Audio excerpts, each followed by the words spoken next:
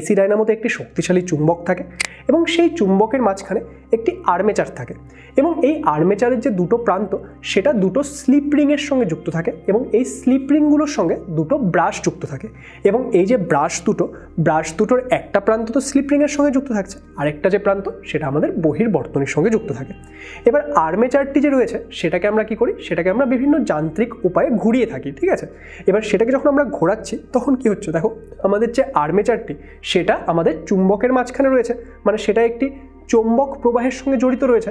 এবার সেটাকে যখন আমরা ঘোরাচ্ছি তখন তার সঙ্গে জড়িত যে চৌম্বক প্রবাহ সেই চৌম্বক প্রবাহের পরিবর্তন হচ্ছে, তার ফলে সেখানে তড়িৎ চুম্বকীয় আবেশের ঘটনা ঘটছে।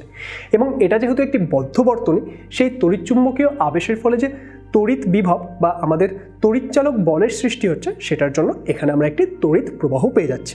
তাহলে এটা কি, এটা হলো আমাদের একটি এসি ডায়নামোর গঠন। সম্পূর্ণ ভিডিও দেখতে ডাউনলোড করো আচার্য অ্যাপ।